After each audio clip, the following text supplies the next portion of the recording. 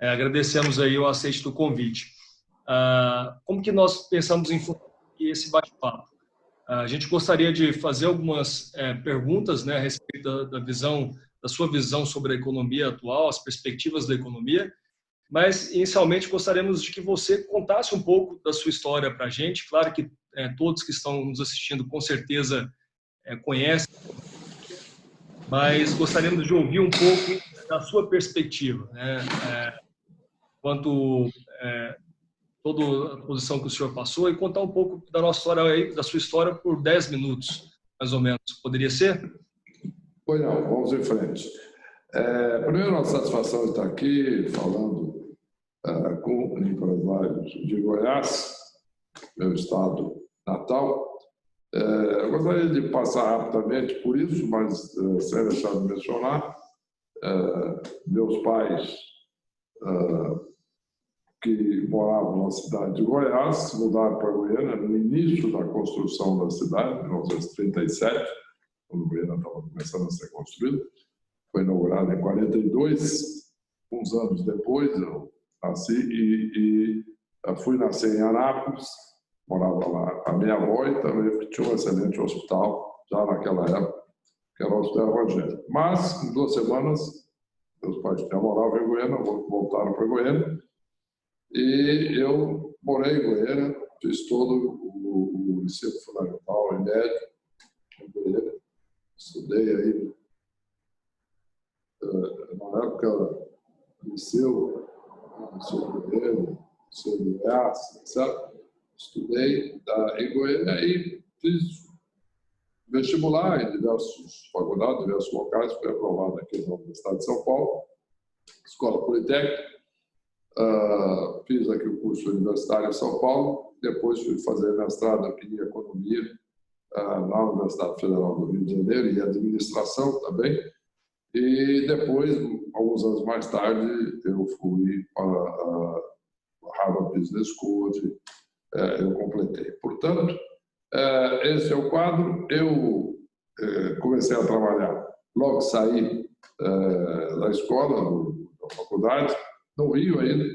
Eu entrei no, então, Banco de Boston, como era conhecido no Brasil, o nome, a matriz era The First National Bank of Boston, depois Bank Boston, muitos anos depois, e eu fiz uma carreira no banco rápida. Eu entrei para abrir a sucursal da empresa de leasing do Banco do Rio de Janeiro, fui promovido rapidamente, cheguei em alguns meses no diretor superintendente da empresa de leasing do banco, mais 1 ano e meio vice-presidente do banco, e vários anos depois, o primeiro brasileiro presidente de um banco estrangeiro no Brasil.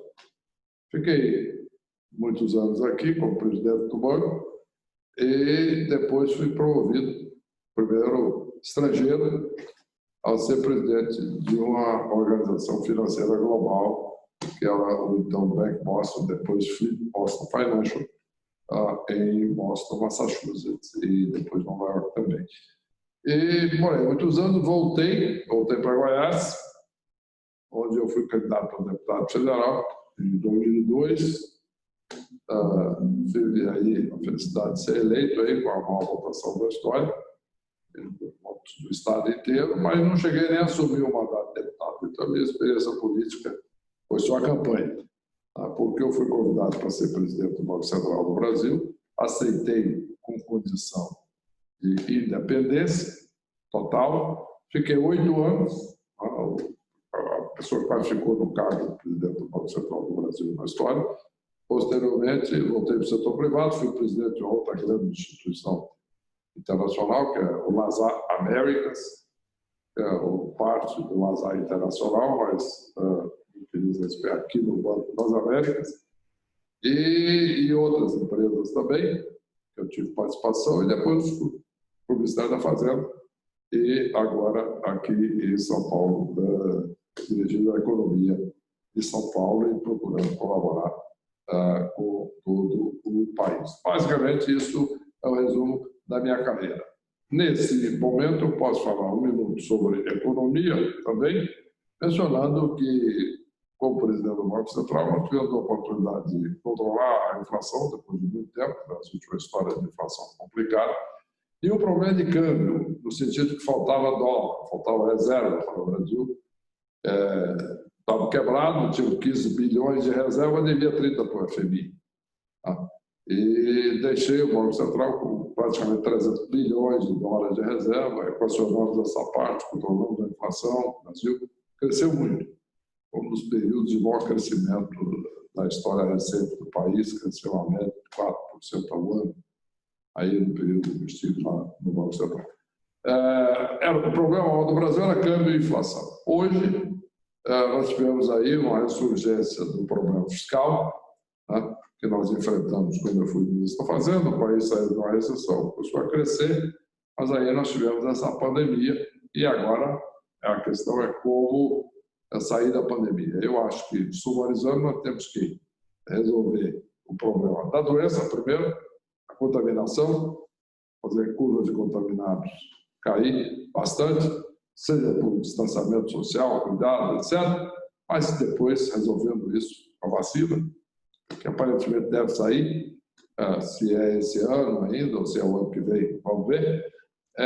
Mas a partir daí, uma retomada forte de crescimento usando a capacidade ociosa das empresas. Eu acho que o Goiás tem muita oportunidade, eu acho isso há muito tempo, para receber investimentos e crescer em todos os setores.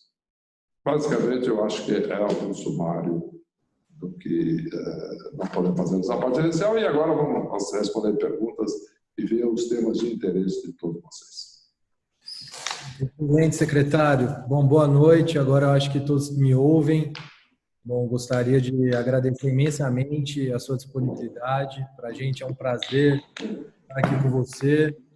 Eu, pessoalmente, acompanho essa trajetória há muitos anos. E eu tenho certeza que quando a gente fez o convite, a ideia era realmente aproximar ainda mais, né, os nossos investidores, clientes, parceiros, da sua história, que você nos inspira muito aqui em Goiás. Então, parabéns aí pela trajetória, uma trajetória de muito sucesso, muito diferenciada. E estamos muito lisonjeados de estar aqui com você. Bom, eu vou engatar aqui a primeira pergunta, pegando o gancho aí do finalzinho da sua fala, quando a gente traça um paralelo entre crises, né? A última grande crise foi em 2008, onde você estava sentado na cadeira de presidente do Banco Central brasileiro. E eu queria que você falasse um pouquinho das diferenças, né, de instrumentos que você tinha à disposição quando entrou, quando enfrentou a crise. A gente está vendo agora o Congresso, né, aprovar a PEC do orçamento de guerra. A gente vê uma situação institucional do Banco Central no Brasil, do ponto de vista de independência, em outro patamar do que você tinha lá atrás. E bem como o senhor colocou, inflação no Brasil sempre foi estruturalmente muito elevada, né? E o câmbio também sempre foi um ponto de fragilidade em função do baixo nível de reserva e do baixo nível de poupança em dólar da população brasileira. Hoje essa situação é diferente, né? A gente sempre teve um Banco Central brasileiro hawkish, né? Tendo que aumentar juros para combater a inflação.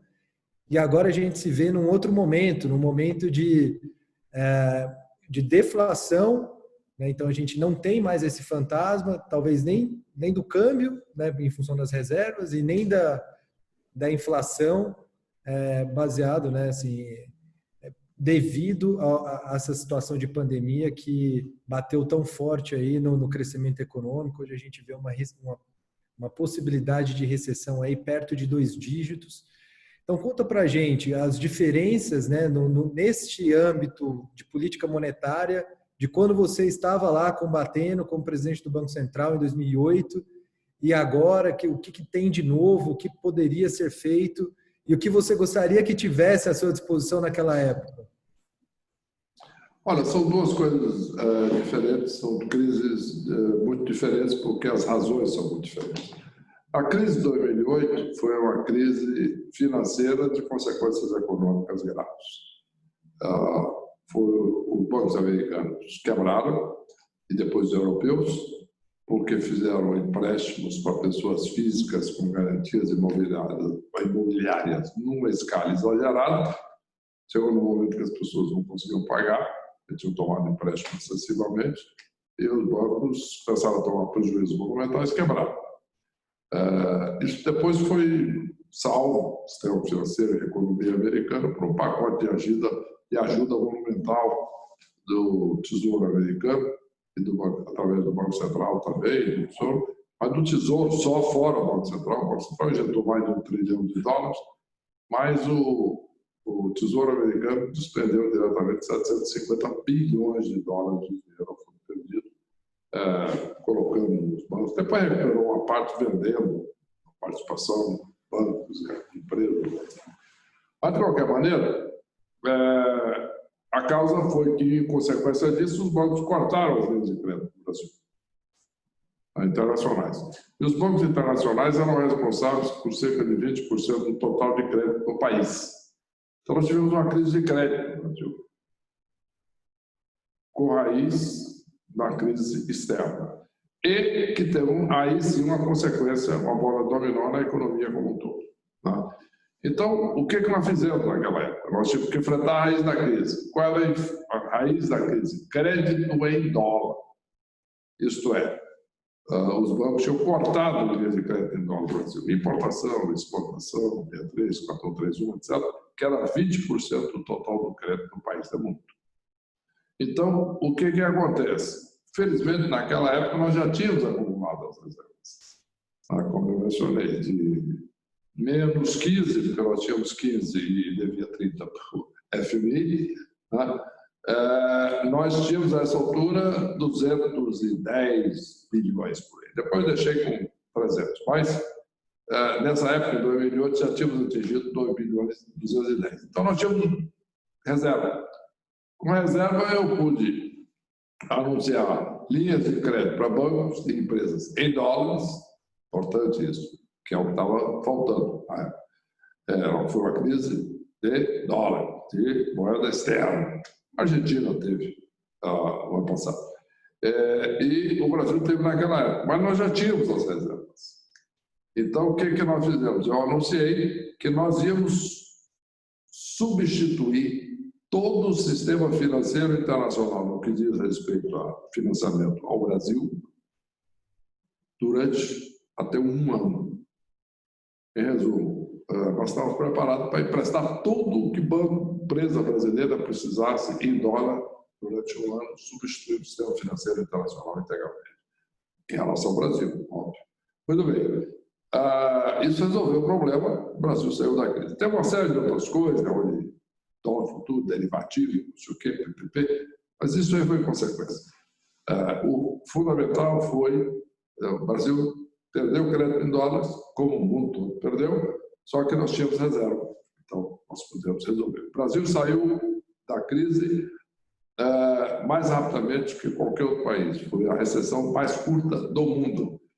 Quando eu cheguei em janeiro de 2009, na reunião de bancos centrais na Basilea, na Suíça, onde se reúne a cada 2 meses, no final, um jantar com 34 presidentes do Banco Central.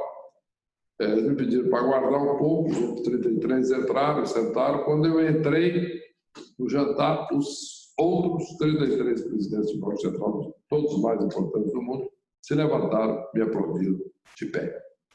Por quê? Foi considerado na época, inclusive, o maior banqueiro central do mundo, etc. Por quê? Porque o Brasil tinha feito um bom trabalho e nós tínhamos saído da crise. Foi naquela época em que vocês são muito jovens, possivelmente, para se lembrar, mas não tem tanto tempo assim, 10 anos atrás, foi 2009, quando a revista The Economist publicou uma fotografia, o título era na capa, Brasil takes off, Brasil decola. E a figura era o Cristo Redentor, uma figura de desenho do Cristo Redentor decolando como um foguete. Depois nós tivemos saiu do Banco Central, mudou a administração, a Dilma assumiu, fez aí uma gestão que infelizmente não deu certo, do ponto de vista econômico e político, porque acabou sofrendo o impeachment. Mas aí a revista Economist publicou uma outra capa, onde o Cristo tinha feito uma curva e estava mergulhando na reforma da Guanabara, e o título era do Brasil, então estava mergulhando em Cristo. Resumo da ópera. Nós tivemos um momento de subida, que foi logo após a crise de 2008. Ele estava crescendo antes, de grande sucesso do Brasil, pós-crise de 2009. E depois, com a crise novamente, e a recuperação um pouco mais lenta a partir de 2017. Ok. Agora é diferente.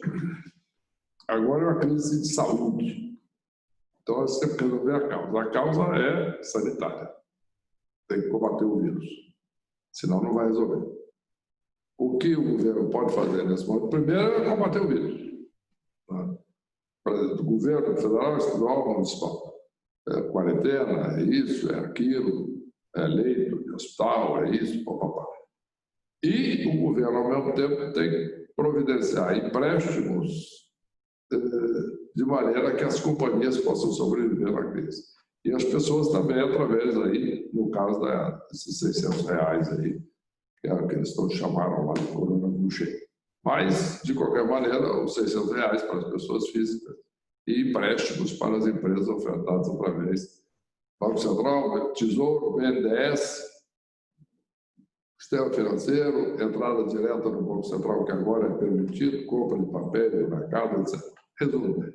Primeiro, sustentar a economia, até resolver o problema. Primeiro, baixar a curva de contaminação.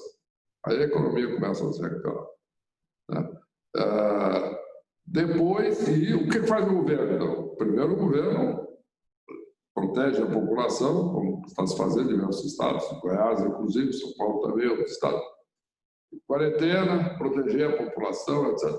Prejudica as empresas, prejudica os negócios.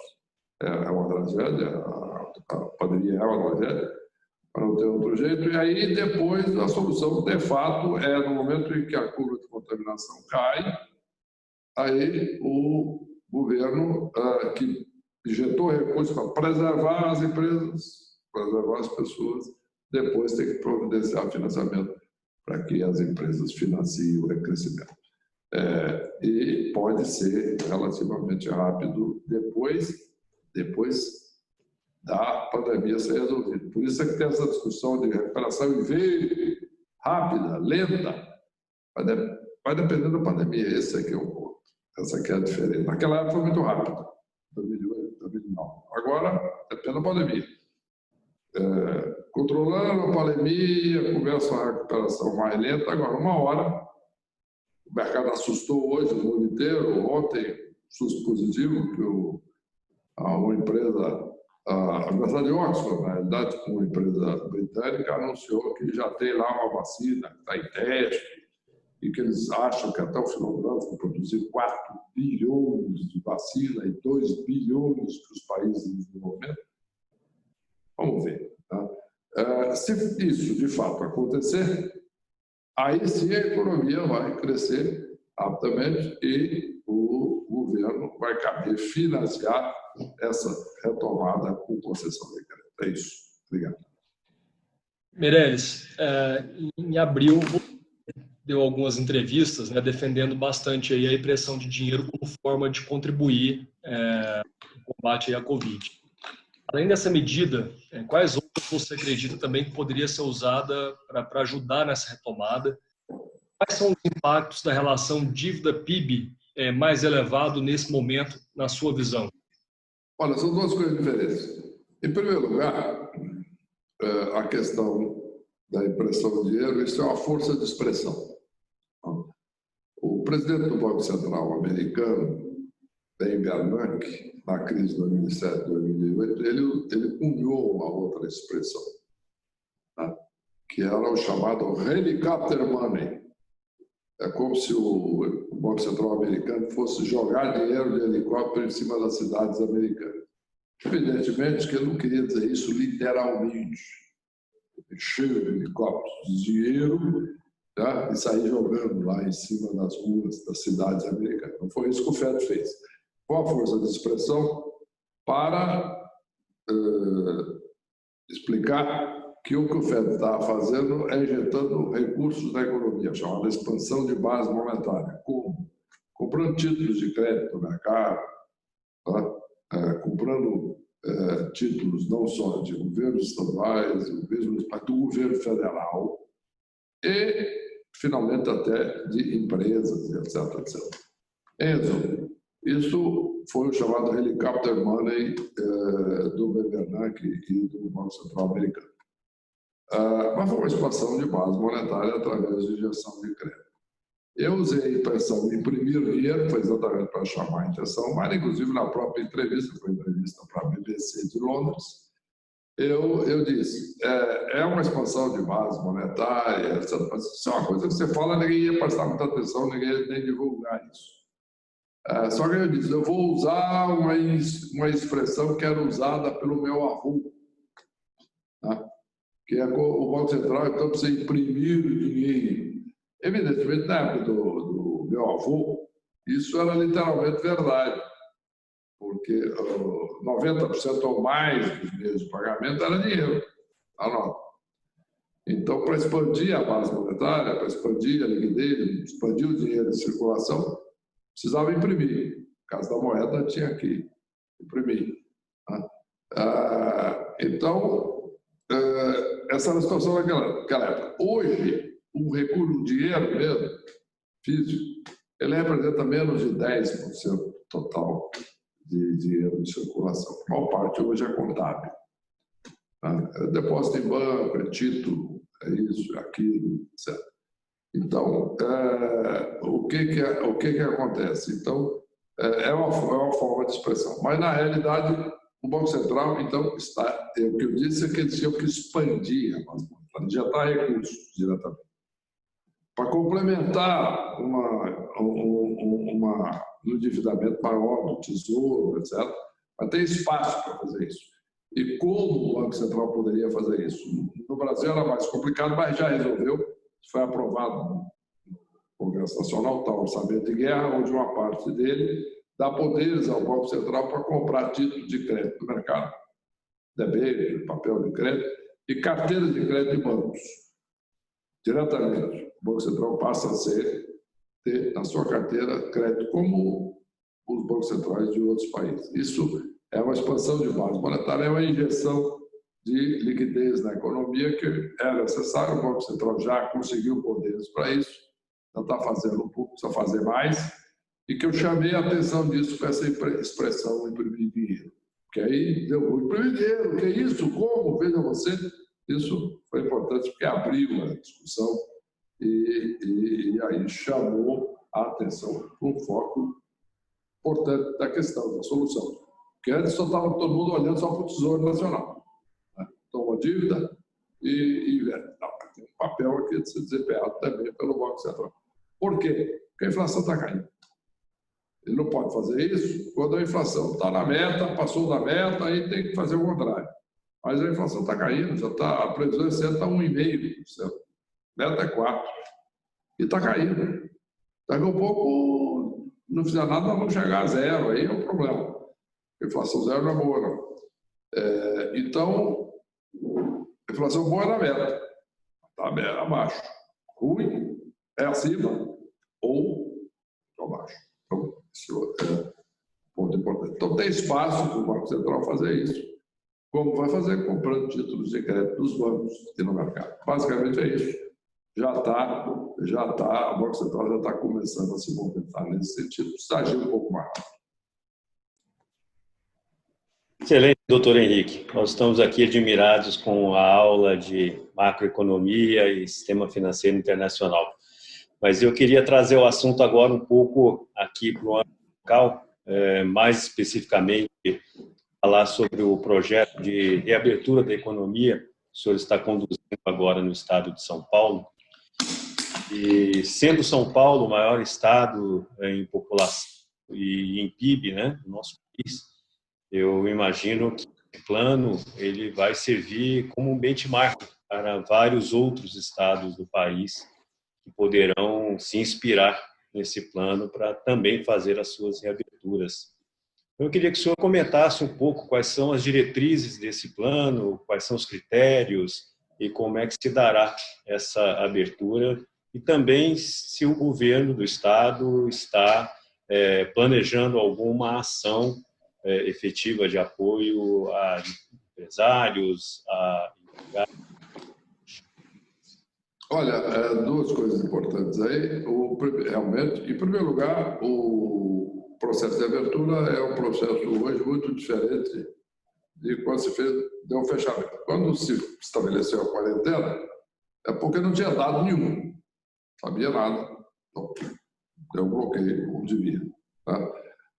Agora já tem dados de setores, de contaminação, disso, daquilo. E houve tempo também para se estabelecer os chamados protocolos setoriais. O que é isso?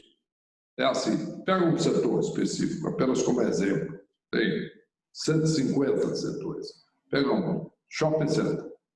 Então, quais são os protocolos? Aí diz, ó, precisa ter uma sala de desinfecção na entrada. Tem que diminuir o tamanho do estacionamento. Tem que estabelecer, portanto, dependendo da área de cada loja, lotação máxima por loja, dependendo aí do número de clientes e funcionários por metro quadrado, etc.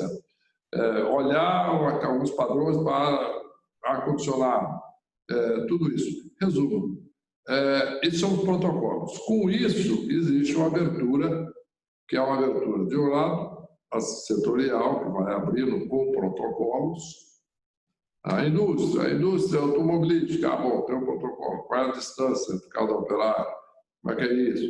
Tem indústrias que tem que ficar próximo, então bota lá uma cortina de plástico dos dois lados do funcionário, etc. Então, tudo isso para esse projeto de abertura. E a abertura regional, dentro do Estado.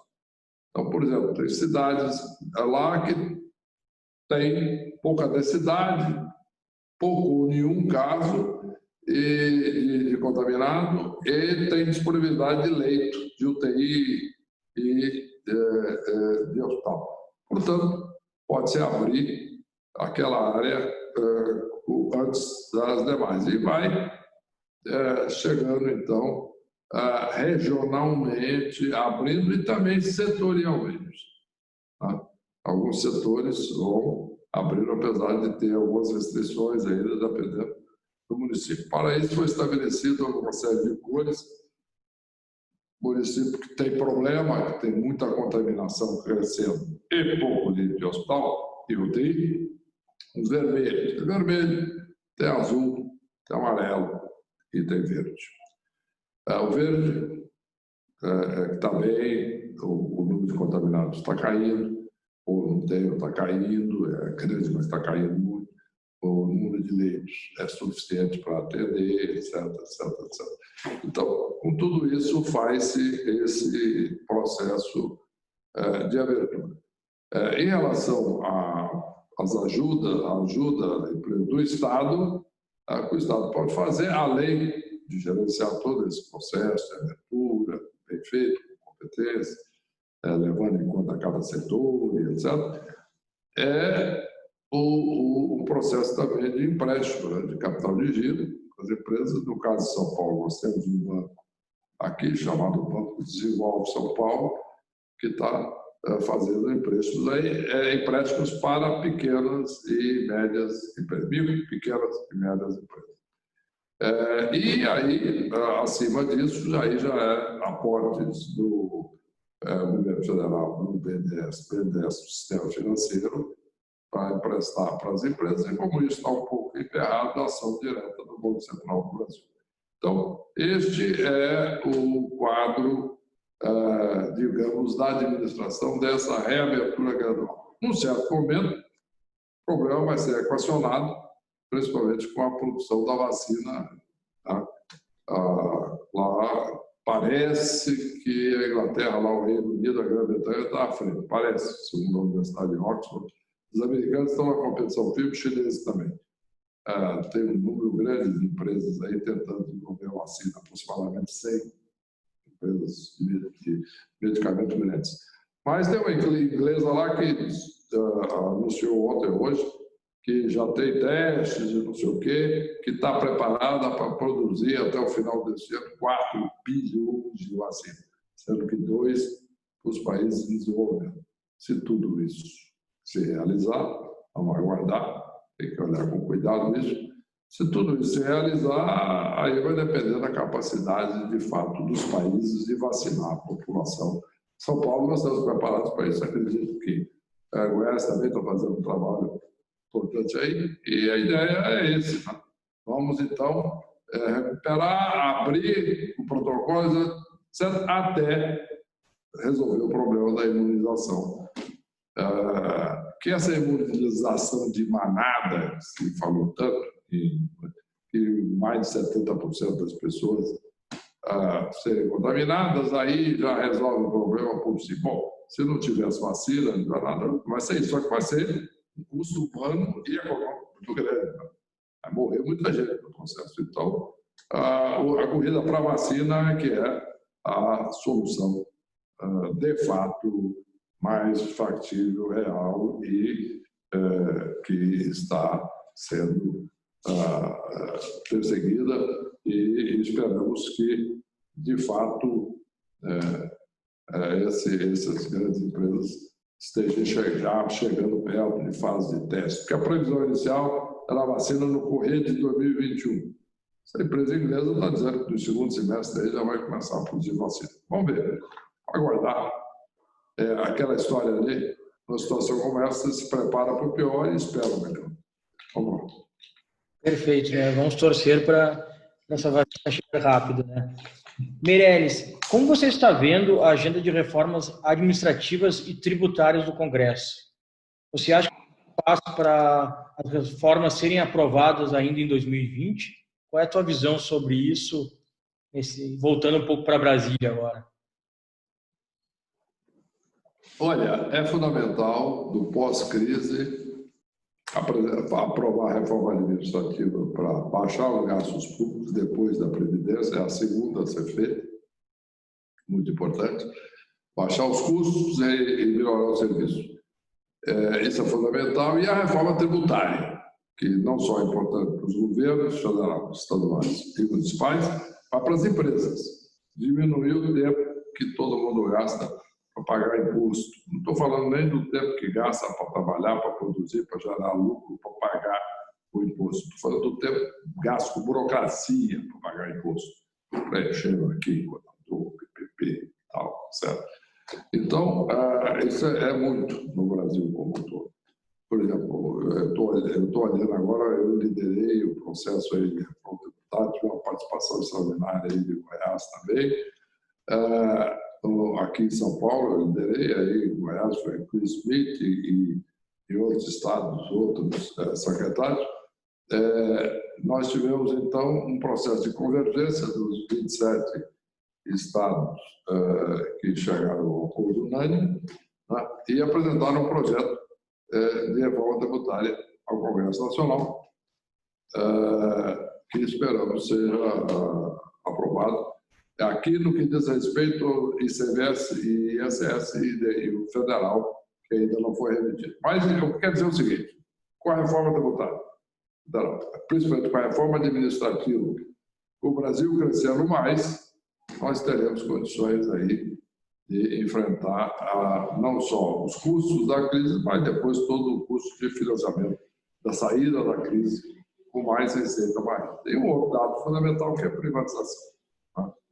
Será muito importante privatizar a concessão de rodovias, de estradas, de ferrovias e também de privatização de companhias.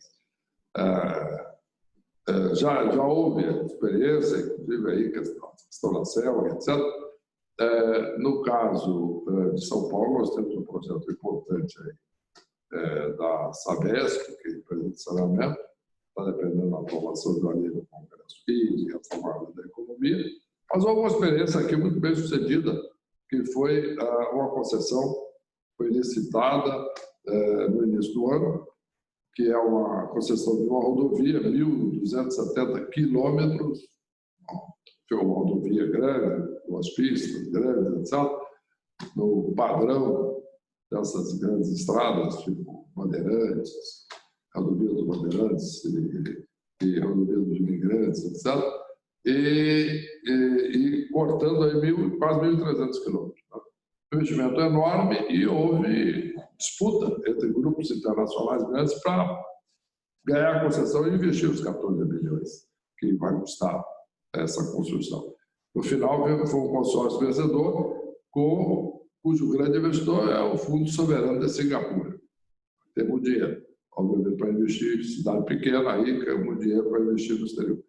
Então, vai investir. E nós temos aí um projeto, um número grande de concessões aqui, estaduais em São Paulo. Nos outros estados todos, o grande número de concessões virá das rodovias federais, é alguma coisa também de ferrovia. Existem algumas estradas importantes em Goiás que podem ser privatizadas, o Ministério dos Transportes já está trabalhando nisso.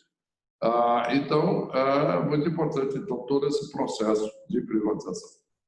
Para crescer mais, gerar emprego mais rapidamente e também, depois, melhorar a infraestrutura do país e também melhorar a eficiência das empresas estatais e injetar recursos no Estado para pagar depois o custo da crise. Obrigado. Mas, Henrique Meirelles, tu acha que isso... Desculpa aí, deu um ruído. Henrique Meirelles, tu acha que isso tem espaço, tem agenda para acontecer ainda em 2020? O Congresso consegue aprovar alguma coisa por causa da pandemia? O que tu acha sobre isso? Olha, eu acredito que sim. Eu espero que sim. O presidente da Câmara, Rodrigo Maia, tem dito que a reforma tributária está já em condições de ser votada, pelo menos nessa parte toda dos estados, etc. O governo federal está terminando dele, né? Mas também nós temos aí a questão da reforma administrativa, que está praticamente pronta. Então, você perguntou corretamente, o Congresso terá condições de votar? Isso eu acredito que sim, porque no momento em que cai a curva de contaminação, o interesse total, a prioridade total é resolver o problema econômico e principalmente fiscal. Então, o interesse grande, o foco, a atenção vai ser exatamente nessas reformas, nessas coisas. Eu acho que tudo isso, sim, vai dar condições. Não hoje. Hoje é pacote de socorro aos estados, é isso, é aquilo, todas essas emergências da saúde e tal. Mas, no momento em que a curva da pandemia cai, nós teremos um interesse muito grande no crescimento e na resolução do problema fiscal, e eu acho que deve haver espaço para isso. Doutor Henrique, a gente vive um momento aí muito grande de crise, né, política entre os poderes. Né? Como que o senhor acredita que essa situação ela pode ser superada sem deixar sequelas? E quais são os impactos, né, no âmbito fiscal que podem ser gerados por esse relacionamento que está tendo aí entre os estados e a União?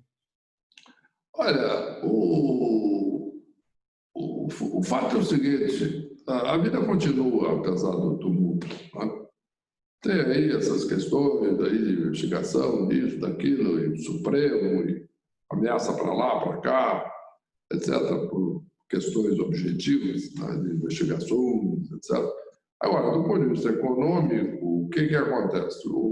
Todo o projeto de repasse de recursos federais para os estados foi aprovado pelo Congresso e foi eventualmente, finalmente, sancionado pelo presidente da República. E recursos vão ser transferidos agora na metade desse mês de junho. Portanto, as coisas estão caminhando. Tá? A Câmara tem uma liderança forte através do Rodrigo Maia, o Senado também está procurando uma atuação. Então, se você pegar a reforma da Previdência, estavam no pico do problema entre a Câmara e o Executivo. Não vai aprovar nada por causa da... Bom, a Câmara assumiu o protagonismo e aprovou a reforma da Previdência. Então, são dois poderes independentes, né?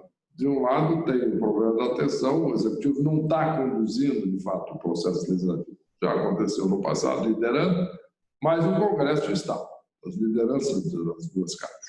Então, eu acho que a coisa vai ter esse barulho, tumulto, etc., preocupações, ameaça para lá e para cá. Se você vê, a causa da briga não é econômica, né? Tem briga por conta de isolamento social e reclamação lá, etc., disputa política de um lado e questões entre o judiciário e o executivo por conta de investigações e mais outras coisas, mas são problemas específicos. Quer dizer, o fato é que o país as instituições estão funcionando, o executivo está lá, a Câmara e o Senado estão fazendo o seu trabalho, o judiciário também. Eu acredito que isso com mais barulho, mais tumulto do que o normal, mas eu acho que a coisa está caminhando e vai continuar. Excelente, doutor Henrique. Bom, a gente já está caminhando para o final. Eu tenho mais uma pergunta. É mais relacionada aí a esse desvio em relação ao mercado financeiro, ao preço das ações listadas, frente ao que a gente está acompanhando de indicadores econômicos, no âmbito de desemprego, no âmbito de revisão de expectativa de PIB, de deflação, de juro negativo. Você acha que assim até remete muito ao tema da cadeira de presidente de Banco Central e Autoridade Monetária, porque muito se discute que esse descolamento entre a valorização das ações de empresas listadas em bolsa frente à situação real, na economia real mesmo, muitas empresas demitindo, pedindo recuperação judicial, tem sido muito influenciada pela quantidade de estímulos monetários ao redor do mundo e principalmente pelo termo ilimitado trazido pelo Fed há algumas semanas atrás. Como é que vai ser o pós? Primeiro, essa situação permanece? Você acha que o Fed vai continuar? O Fed e as autoridades monetárias, hoje teve um anúncio de um estímulo do Banco Central Europeu. Acho que é possível sustentar essa euforia dos mercados apenas com essa retórica? Tem espaço para uma realização? A economia real pode alcançar essa valorização ou você acha que o caminho é inverso? O mercado financeiro vai realizar e vai andar mais próximo do que está acontecendo com a economia real? Olha, não há dúvida de que o mercado financeiro ele antecipa a economia real. É normal acontecer, você vê isso muito na Bolsa Americana, onde essas coisas estão já amadurecidas há décadas. Então diz, bom, o mercado está precificando uma recessão, mesmo quando a economia real está crescendo. Vamos ver isso. Então, o que nós estamos vendo aqui? Objetivamente, de um lado, tudo isso facilitado, como você disse, pela grande emissão monetária dos bancos centrais. Tem liquidez e mais recursos para ser aplicado nas bolsas de valores, no mercado de capitais em geral. Ponto número 1, é verdade, é isso mesmo. Mas, além disso, obviamente, existe uma expectativa de que a economia real vai se recuperar. E isso acaba variando muito com dois fatores. Liquidez, que você já mencionou, mas também esses anúncios que viraram a vacina, mais importante que pareça. Porque se de fato, imagina o seguinte, de fato essa empresa inglesa e a Universidade de Oxford tiverem razão, e de fato isso estiver andando, e de fato aí até o final do ano, começo do ano que vem, tiver 4 bilhões de vacinas produzidas, e aí a questão dos governos tendo capacidade de vacinar a população, aí a economia vai embora. Então, aí a economia real vai confirmar o mercado, entendeu? Agora, o mercado está agindo na frente, né? Olhando, porque tem muita liquidez, óbvio, no dinheiro dos bancos centrais do mercado. Então, eles olham, mas então tem dinheiro, vamos aplicar onde? Aqui, ali, deixa em caixa, quieto, juro baixinho, ou até na Alemanha, por exemplo, negativo, você tem que pagar o banco para você deixar o dinheiro lá, se for bastante. Então, como é que você faz? Então, botar na caixa de ações. Agora, existe, obviamente, uma expectativa de que a economia vai recuperar. E é evidente que no momento em que houver uma recuperação, mesmo do ponto de vista de saúde, de contaminação, aí a economia vai, primeiro, já recuperar um pouco com a curva de contaminação caindo, tá? Pelos controles, protocolos, etc. E depois, a solução final vem da vacina mesmo. E isso vai acontecer num certo momento, e aí a economia vai embora aí, quem botou antes da bolsa vai está com muita liquidez, grandes fundos, grandes investidores, ou mesmo pessoas físicas, o número de pessoas físicas comprando ações na bolsa brasileira aumentou muito esse ano. Então, as pessoas botam o dinheiro lá, esperando. Se tudo isso acontecer, aí a bolsa vai subir mesmo. Aí já refletindo uma realidade. É isso. Só mais uma pergunta, porque essa parte final eu queria colocar mais uma pimentinha aí. Você, quando esteve lá na frente do Banco Central, e pela sua credibilidade, por ter sido presidente do Bank Boston, de se relacionar com investidores internacionais, atraiu muito capital estrangeiro para o Brasil naquele momento. O gringo está indo embora, ou foi embora e ainda não voltou. Como é que a gente atrai esse gringo de volta neste momento, com perspectiva de risco do país piorando, notas de crédito sendo revisadas com perspectiva negativa? Como é que a gente ajuda esse governo aí a atrair recursos? Olha, em primeiro lugar, tem um dado importante aí. Tá? Apesar de tudo, barulho político, fusão, o risco do Brasil está caindo, né? Que é o chamado CDS, o Credit Default Swap. Médio risco do Brasil está caindo. Isso facilita o investimento. Então, isso, no final, a nota de crédito mais importante do país acaba sendo o CDS, que está caindo, melhorando um pouquinho. Então, nós temos as notas de crédito de cada agência de rating, certo? Moody's, Fitch, S&P, PPP. Tudo bem. A, B, C, A, B+, B-, C, não, mais. Tudo bem. Agora, investment grade, PPP. Mas é a nota de cada agência. Mas o que resume tudo é o tal do CDS, que é o risco do país. Está melhorando. Então, existe aí sim uma possibilidade desse capital voltar. O capital saiu um pouco, estrangeiro, como estão falando, por conta não só dos riscos globais, mas do barulho político. O sujeito não está entendendo muito, o gestor do fundo, lá nos grandes centros, ele puxa o dinheiro para ver o que está acontecendo.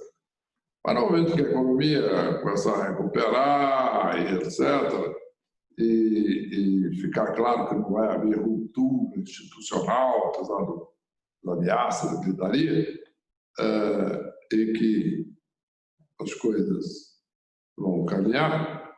Então, eu acho que aí, mais com a economia crescendo, isso é importante. Aí, a economia mundial vem recuperando depois do pós-pandemia, e a brasileira também, eu acho que a tendência voltar, sim, o capital estrangeiro. Evidentemente, a credibilidade é importante, isso está um pouco atrapalhado, mas a realidade termina por prevalecer.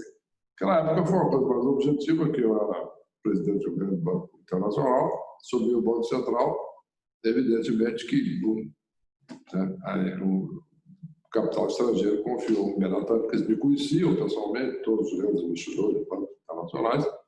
Eu era presidente de uma instituição global, eu ia a Nova York, reunia nas 30 maiores instituições do mundo, conversava com eles, e aí, só para encerrar, vou contar uma história para você ver aí.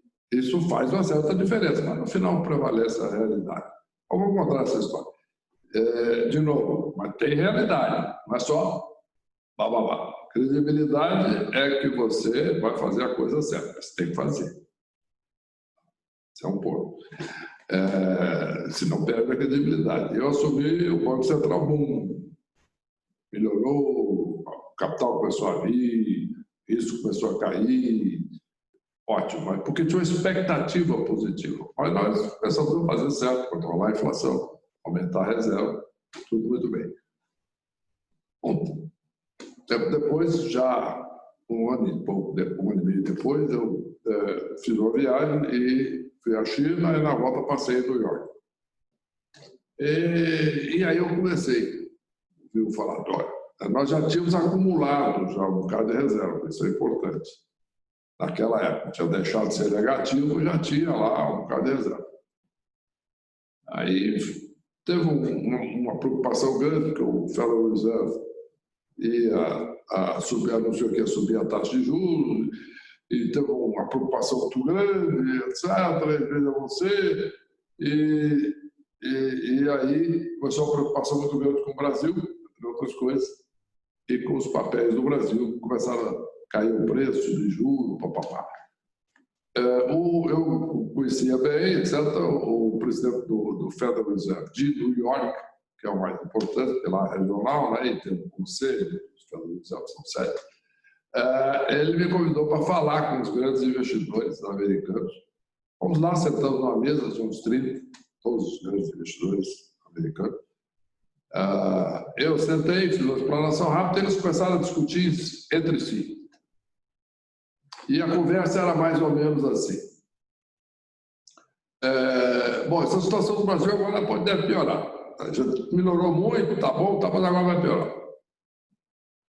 Eu quieto olhando para a cara dele. E eles disseram, olha, mas o problema é que se todo mundo aqui quiser sair correndo, a porta de saída não vai dar, porque não vai ter dólar suficiente para financiar a saída de todo mundo que está investindo no Brasil. No fundo, é a essência da conversa, simplificando muito. E todo mundo discutindo entre eles, as grandes instituições, eu quieto olhando. Num certo momento, um deles virou e falou, e você, Henrique? Me chamava pelo meu primeiro nome, tal, porque eu tinha sido presidente de um banco global, sediado nos Estados Unidos, até 2 anos antes, um pouco mais, 3 anos, 2 anos. Aí eu olhava para mim e disse, nós estamos aqui preocupadíssimos com o Brasil, saída, e você não está? Pô, falei, não. E você? Não fala nada? Eu digo, olha, vocês estão preocupados porque vocês estão apostados no real. Eu estou tranquilo porque nós temos reserva já. E eu, na realidade, estou apostado em dólares porque nós estamos com reservas grandes lá. Já tinha construído já um bocado de reserva. E aí eu usei a linguagem técnica, né, no sentido para ele. You are short. Você está descoberto em dólares. I am long. Nós temos dólares na reserva. Então, eu estou tranquilo. Vocês aí fazem o que vocês quiserem, mas por mim, preocupado, vocês vão fazer não, porque nós temos reserva. O dólar estava subindo, ele tinha caído, subiu o Banco Central, estava uns 3,40 na época, era equivalente hoje a uns 6,5. Ele começou a cair e já tinha chegado a 2,90 por aí. Naqueles dias tinha subido para 3,20. Depois, foi mais ou menos na hora do almoço, depois daquela reunião, o dólar começou a derreter e o real, em relação ao real, e o real voltou a subir, quer dizer, foi 2,90, e aí foi embora, chegou no mínimo a 1,56. Depois estabilizou aí, inclusive, porque nós compramos um bocado de dólar no mercado, aproveitando para jogar a reserva lá em cima, e estabilizou aí 12, etc. Mas, resumindo, uma questão de credibilidade é bom, mas o pressuposto é que você vai fazer a coisa certa, e você faz a coisa certa. Aí, tudo certo. Então, no resumo, é exatamente isso que aconteceu, e é assim que a vida funciona. Doutor é um prazer enorme falar com vocês. O que era mais difícil? A instabilidade política de 2002 ou de agora? Olha, naquela época nós tínhamos uma crise econômica grave, esse é que era o problema. Né? Nós tínhamos um estado negativo em dólar, que é um problema mais complicado. A situação aí de Argentina e outros países. Você está negativo em dólar, faltando na reserva, é um problema. Tem 15 na reserva, deve 30 para o FMI, está com a conta no negativo. Então a crise é pior, entendeu? E inflação a 17, agora está baixa. Então, do ponto de vista econômico, nós hoje temos uma base muito melhor. Construir reserva do Banco Central, conseguimos aprovar um teto de gasto, a inflação caiu muito, o juro caiu muito. Então, hoje, tem juro baixo, ao montante de reserva do Banco Central. Então, tem escoro econômico para toda a barulheira política. Desde que não haja uma ruptura institucional, entendeu? Isso tende, a economia tende a ter proteção suficiente por reserva, por juros, por isso que interessa. Naquela época era um problema. Né? O CDI, que é o dinheiro interbancário, a base, né? Hoje está baixo, aí, sabe? Um pouco acima da Selic, a Selic está baixíssimo. Naquela época, o CDI, taxa de juros interbancária, chegou a 33% ao ano. Selic chegou a 26,5%. Isso é um problema. Né? E tinha aquele pânico pela eleição do Lula, etc. Só que aí o Lula teve cabeça na época, né? E me convidou para ser presidente do Banco Central, eu exigia independência, ele aceitou e tal, com a crise danada. O negócio funcionou, depois eu voltei. Aí, em 2016, na Fazenda, o que eu quero dizer é o seguinte: então, a crise política resolveu com a resolução da crise econômica. Agora você tem uma crise política, só que tem um problema, uma solução. A economia está ancorada, apesar de estar caindo. Tem reserva, inflação baixa, juro baixo. Então, tem todas as condições macroeconômicas para voltar a crescer. Então, tem essa diferença que eu acho muito importante. Ninguém vê, fica todo mundo vendo só a briga política, mas a questão econômica é fundamental. Daniel, só antes de nós encerrarmos, doutor Henrique, queria agradecê-lo pelo aceite do convite e também agradecer a sua equipe, que foi muito atenciosa desde o início da tratativa aqui do agendamento dessa live. A Lili foi uma atenção super especial e os demais também, a Sheila do cerimonial, o Guilherme.